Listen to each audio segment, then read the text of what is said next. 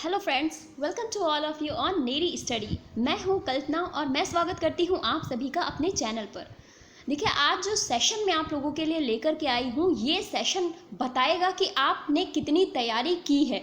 यहाँ मैं आपको कोई भी 4 ऑप्शंस देकर के कन्फ्यूज़न क्रिएट नहीं करने वाली। यहाँ सिर्फ प्रश्न होगा जिसका आपको उत्तर देना होगा। तो यहाँ कोई कन्फ्यूज़न क्रिएट नहीं होगा कि आपके पास 4 ऑप्शन हैं, आप उनमें कन्फ्यूज्ड हो, ऐसा कुछ नहीं होने वाला है। अगर आपके पास नॉलेज है तभी आप उन प्रश्नों के उत्तर दे पाएंगे। तो ये जो वन लाइनर क्वेश्चंस होते हैं, ये सबसे ज़्यादा दिमाग की एक्सरसाइज कराने वाले होते हैं और इनसे हमें पता चलता है कि हम कितने पानी में हैं। तो 4 ऑप्शंस देख करके तो कोई भी तुक्का मार सकता है। आज आप अपनी नॉलेज देखिए कि आपको कितना आता है। और बहुत ज़्यादा क्वेश्चंस मैं नहीं लेकर के आई हूँ, केवल 10 क्वेश्चंस हैं ये। और ये 10 ऐसे मोस्ट इम्पॉर्टेंट क्वेश्चंस हैं कि जो एग्ज़ाम्स में पूछे जाएंगे, कोई भी वनडे एग्ज़ाम्स हों उनमें ये क्वेश्चन ज़रूर पूछे जाते हैं। तो ये क्वेश्चंस आपके लिए पहली बात तो बहुत इंपॉर्टेंट है। और दूसरी बात, ये जो 10 क्वेश्चंस हैं, one liner 10 most important questions, ये आपके दिमाग की आज ऐसे एक्सरसाइज कराएंगे कि आप ऐसे वीडियोस बार बार मांगेंगे कि मुझे ऐसे वीडियोस चाहिए, क्योंकि ऐसे वीडियोस ज़्यादा पावरफुल होते हैं अगर आप देखें 4 ऑप्शंस की तुलना में। तो स्टार्ट करते हैं हमारा आज का सेशन। वीडियो को लाइक कर दें और शेयर तो ज़रूर करें। तो जो पहला क्वेश्चन मैं आपके लिए लेकर के आई हूँ, पहला क्वेश्चन कहता है कि लखनऊ बॉय के लेखक कौन है? Who is the author of the book Lucknow boy? Who is the author of the book Lucknow boy? Lucknow boy के लेखक कौन है? तो इसका उत्तर अगर आपको पता होगा तभी आप दे पाएंगे, क्योंकि यहाँ आपके पास कोई दूसरा ऑप्शन है ही नहीं। तो आपके पास 5 सेकेंड्स हैं इस क्वेश्चन का आंसर करने के लिए। तो जल्दी से सोचिए कि इस क्वेश्चन का आंसर क्या होना चाहिए। लखनऊ बॉय के लेखक कौन है? तो अब हम देखते हैं इसका आंसर क्या है। लखनऊ बॉय के लेखक है विनोद मेहता।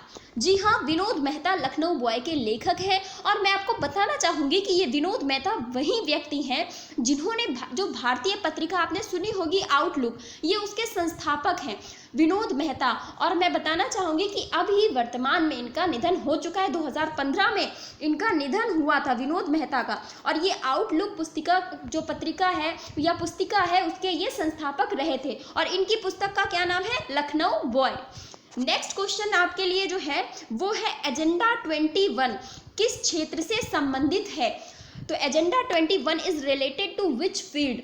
वो कौन सा क्षेत्र है जिससे एजेंडा 21 संबंधित है? Agenda 21 is related to which field? ये बायोलैंग्वेज है कि ताकि जो अंग्रेजी मतलब इंग्लिश मीडियम के छात्र हैं वो भी क्वेश्चंस को समझ सकें। तो आप लोगों को आंसर देने में कोई भी प्रॉब्लम होनी नहीं चाहिए। अगर आपको आंसर आता है तो प्लीज़ जल्दी से जल्दी आंसर दीजिए। और हाँ, इन 10 प्रश्नों में आपके कितने प्रश्न सही हुए कमेंट बॉक्स में मुझे ज़रूर बताइएगा, क्योंकि ये क्वेश्चंस आपके लिए बहुत इंपॉर्टेंट है। तो कमेंट बॉक्स में आप मुझे बताइएगा कि 10 क्वेश्चंस में से आपके कितने क्वेश्चंस सही हुए हैं या आपको बिल्कुल अच्छे से आते थे। तो एजेंडा 21 के ये जो संबंधित है, ये संबंधित है सतत विकास से, सस्टेनेबल डेवलपमेंट से ये संबंधित है। एजेंडा 21 सतत विकास से संबंधित है और इसका उद्देश्य है कि 21वीं सदी में विश्व पर्यावरण को संरक्षित करना, मतलब जो हमारा इन्वायरमेंट है, जो वर्ल्ड इन्वायरमेंट है, उसको संरक्षित करना, ये इस एजेंडा 21 का उद्देश्य है। और संबंधित किससे है? सस्टेनेबल डेवलपमेंट से ये संबंधित है। तो मुझे लग रहा है कि आपको प्रश्न अच्छे लग रहे होंगे और आप कोशिश करेंगे। अगर आपको इसके आंसर नहीं आते हैं तो टेंशन लेने की ज़रूरत नहीं है, बस मेहनत करते रहिए। एक दिन आपका ऐसा भी आएगा कि जितने भी जो 10 प्रश्न होंगे आप उनके सारे के आंसर दे पाएंगे। नेक्स्ट क्वेश्चन हम देखते हैं। नेक्स्ट क्वेश्चन है मेक इन इंडिया कार्यक्रम का लोगो क्या है? What is the logo of the program Make in India? What is the logo of the program Make in India? Make in India कार्यक्रम का लोगो क्या है? ये बहुत सिंपल सा प्रश्न है। अगर आपने मेक इन इंडिया के बारे में कुछ पढ़ा होगा, थोड़ा बहुत भी अगर आपको मेक इन इंडिया के बारे में पता होगा तो आप इसका आंसर दे पाएंगे। और मेक इन इंडिया की बात करें तो 25 सितंबर की बात है। 25 सितंबर 2014 को नई दिल्ली से प्रधानमंत्री मोदी जी ने इस मेक इन इंडिया प्रोग्राम की शुरुआत की थी। तो ये भी इम्पॉर्टेंट हो गया।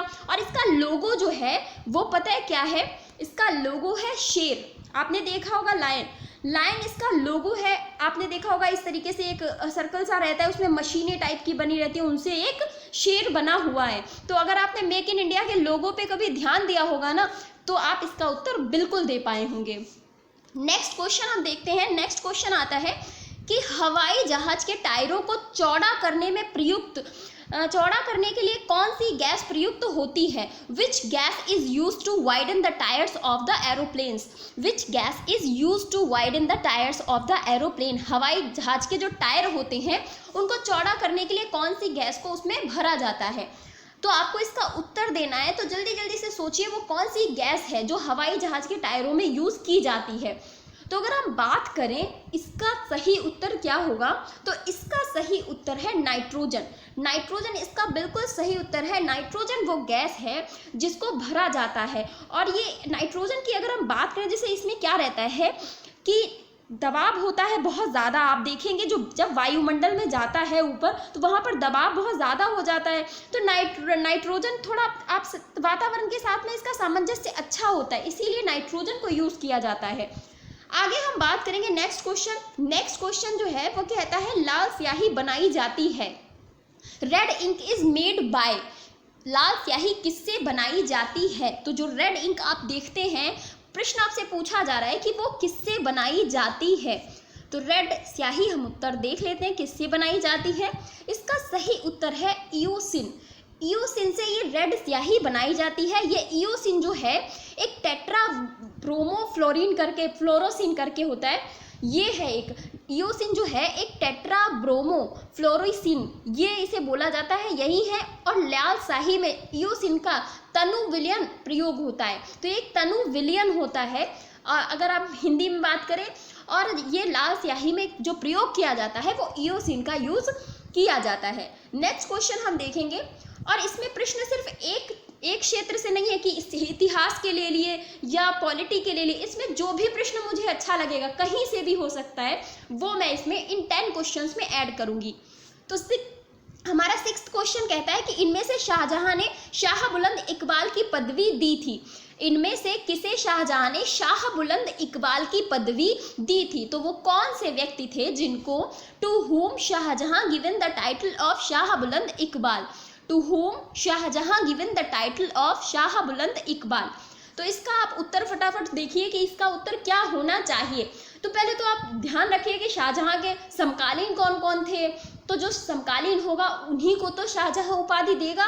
तो जाहिर सी बात है कि समकालीन के लोगों के बारे में अगर आपको पता होगा तो आप इसका उत्तर आसानी से दे पाएंगे। तो अगर हम बात करें शाह बुलंद इकबाल उपाधि की, तो ये उपाधि दी थी दारा शिकोह को।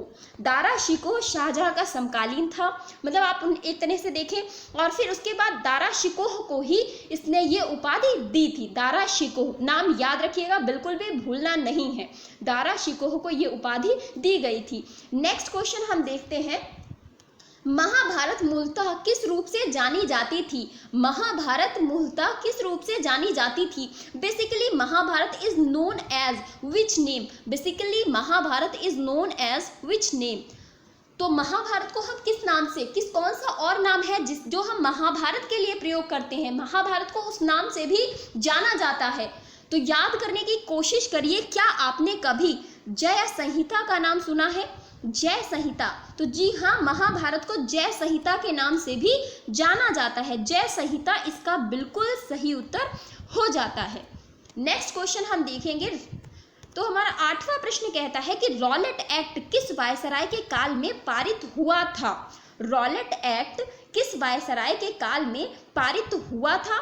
तो who was the Viceroy when Rowlatt Act passed? Who was the Viceroy when Rowlatt Act passed? तो आप जल्दी जल्दी से सोचिए कि रॉलेट एक्ट कब पास हुआ था। तो उस जब रॉलेट एक्ट पास हुआ था उस समय वहाँ का वायसराय कौन था? तो इस तरीके की चीज़ें आप सोचिए कि इसका उत्तर क्या होना चाहिए।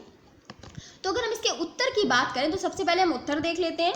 तो जो इसका सही आंसर है वो है लॉर्ड चेम्सफोर्ड। लॉर्ड चेम्सफोर्ड के शासनकाल में ये रॉलेट एक्ट पास हुआ था। क्या हुआ था कि लॉर्ड चेम्सफोर्ड का जो शासनकाल चला था वो 1916 से लेकर के 1921 तक इनका शासनकाल चला था, लॉर्ड चेम्सफोर्ड का। और इन्हीं के कार्यकाल में 1919 में 1919 में रॉलेट एक्ट पारित हुआ था, ठीक है। और ये एक ऐसा कानून था बिना वकील और बिना दलील, इस तरीके का कानून इसे कहा जाता था, बिना अपील, बिना वकील, बिना दलील का कानून, कि इसमें किसी भी व्यक्ति को उठा करके जिस पे भी संदेह रहता था उसे उठा करके जेल में डाल दिया जाता था, और इस पे ना तो कोई मुकदमा चलाया जाता था, ना वो कोई वकील हायर कर सकता था। तो बहुत ही नाइंसाफी चल रही थी चारों तरफ। तो वही एक अंग्रेजों के द्वारा लाया गया एक्ट था। नेक्स्ट क्वेश्चन हम देखेंगे। नेक्स्ट क्वेश्चन कहता है कि भारतीय संविधान के किस भाग में संघ राज्य संबंधों का उल्लेख किया गया है। बहुत ही सरल प्रश्न है। अगर आपने पार्ट्स पढ़े हैं भारतीय संविधान के तो आप इसका उत्तर दे पाएंगे कि भारतीय संविधान के किस भाग में संघ राज्य संबंधों का उल्लेख किया गया है। In which part of Indian constitution union state relation is mentioned. ये आपसे पूछा जा रहा है, तो आप इसका उत्तर फटाफट दीजिए कि इसका उत्तर क्या होना चाहिए। तो अगर हम बात करते हैं इंडियन कॉन्स्टिट्यूशन की और मतलब केंद्र और राज्य संबंधों की, तो केंद्र और राज्य संबंधों में भाग 11 में केंद्र और राज्य संबंधों के बारे में बताया गया है। तो इसका जो सही उत्तर हो जाता है वो क्या हो जाता है, भाग 11 इसका बिल्कुल सही उत्तर हो जाता है। भाग 11 में केंद्र और राज्य संबंधों के बारे में बताया गया है। नेक्स्ट क्वेश्चन और आज का आखिरी प्रश्न है, बहुत सरल प्रश्न है आपके लिए, कि कौन सी नदी ओडिशा में अपना डेल्टा बनाती है। Which river make it's delta in Odisha. Which river make it's delta इन ओडिशा। कौन सी नदी ओडिशा में अपना डेल्टा बनाती है। तो इसका सही उत्तर क्या होना चाहिए। तो आपको पता होना चाहिए कि कौन सी नदी किस राज्य में बहती है।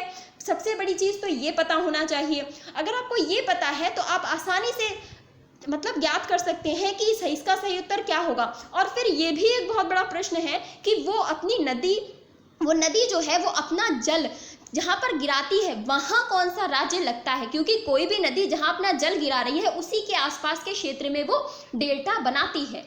तो अगर हम इसके उत्तर की बात करें तो ओडिशा में जो नदी है जो डेल्टा बनाती है वो है महानदी।